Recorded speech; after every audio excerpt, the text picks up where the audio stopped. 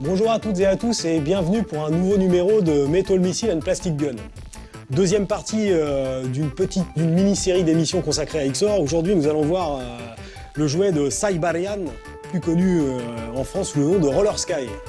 Je pense que ce nom est évocateur et rappelle beaucoup de bons souvenirs à ceux qui étaient devant leurs petits écrans en 82 et des bananes. C'est le jouet de la moto d'XOR.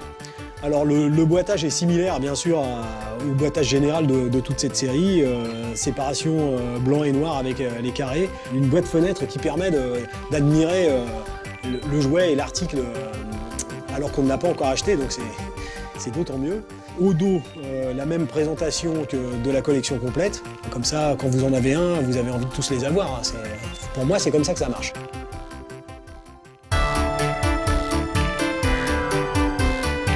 Nous allons donc ouvrir la bête, une fois de plus. Alors ici, un calage en polystyrène, une petite notice en français pour le coup, donc traduite qui explique rapidement les caractéristiques du jouet. D'abord, voici notre ami Space Sheriff Gavan. Alors je pense que ça va être une épreuve que de le faire tenir debout.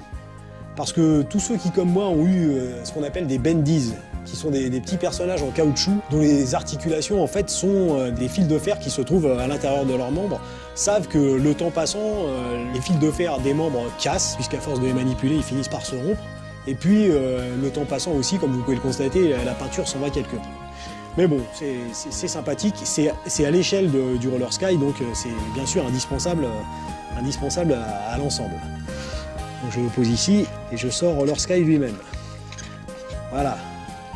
A noter au passage que Gavan possède sa petite épée parce qu'il en a besoin hein, pour fendre nos amis C-Rex. Donc le voici armé de sa fidèle laserolame. Il est beau, il est étincelant. Donc voici le Roller Sky lui-même, qui est une très belle pièce, vraiment un très beau jouet avec des couleurs vives.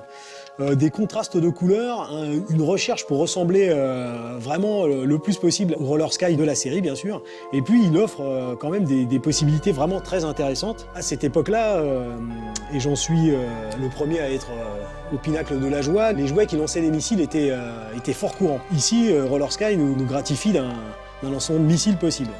Alors ce qui est génial, c'est qu'on peut charger le missile et présenter Roller Sky sous sa forme roulante. Et donc, il suffit de le refermer et d'escamoter le petit aileron.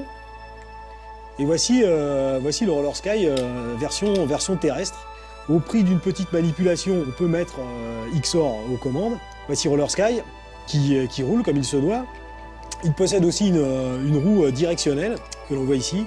Donc quand vous la mettez à droite ou à gauche, le fait de le pousser le fait tourner à droite ou à gauche, comme vous pouvez le constater. Et donc, quand il est temps de... voilà, toujours prêt à l'action, toujours pressé, Gavan devance même mes commentaires. Donc quand il est besoin de passer au travers du trou noir que Louis BMX11 ne manque pas de déclencher à chaque épisode de manière à précipiter notre héros dans un environnement favorable à ces sbires qui voient leur force décuplée, rappelez-vous. Eh bien, voici la version volante de Roller Sky, ce qui permet aussi au passage de lancer le missile.